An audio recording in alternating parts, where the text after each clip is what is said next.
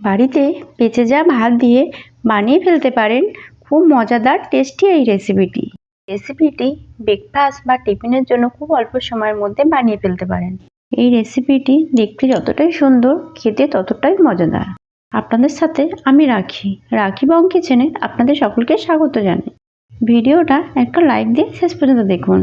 আমার নতুন বন্ধুদের চ্যানেলটা সাবস্ক্রাইব করার অনুরোধ রইল। চলুন প্রথমে একটা ডিমের ভুজিয়া বানিয়ে নেব। কড়াইতে প্রথমেই দিয়ে দিলাম সাদা তেল।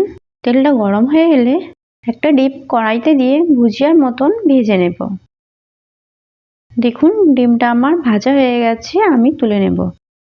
এবার একে একে কেটে রাখা সবজিগুলো আমি ভেজে নেব। কড়াইতে দিয়ে দিলাম সামান্য তেল। তেলেতে এবার আমি দিয়ে দেব কেটে রাখা বিনস, গাজর আর ক্যাপসিকামটা।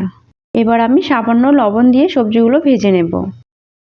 এখানে আমি বিনস, গাজর আর ক্যাপসিকামটা ছোট ছোট করে কেটে নিয়েছি, যাতে সবজিটা ভাজার পর দেখতে ভালো লাগে। দেখুন বন্ধুরা, সবজিটা আমার ভাজা হয়ে গেছে, এবার আমি তুলে নেব। এবার আমি ওই তেলের মধ্যে দিয়ে দেব পেঁয়াজ কুচি। এবার আমি দিয়ে দেব কাঁচা লঙ্কা কুচি। এবার পেঁয়াজটা হালকা লাল করে ভেজে নেব।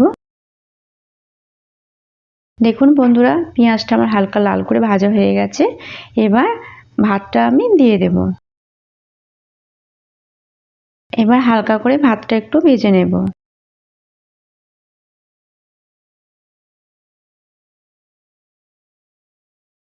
এবার আমি দিয়ে দেব ডিমের ভুজিয়াটা, আর যে সবজিগুলো আমি ভেজে রেখেছিলাম সেটাও দিয়ে দিলাম।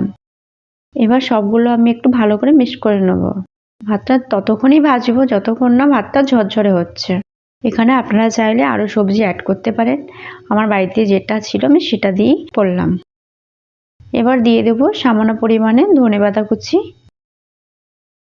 আবারও একটু ভালো করে নাড়াচাড়া করে নিয়ে 1 চামচ ঘি দিয়ে আমি নামিয়ে নেব। বাড়িতে বেঁচে যাওয়া ভাত দিয়ে এই রেসিপিটি বানিয়ে ফেলতে পারেন। ব্রেকফাস্ট বা টিফিনের জন্য দুর্দান্ত এই রেসিপিটি কেমন হলো অবশ্যই কমেন্টে জানাবেন।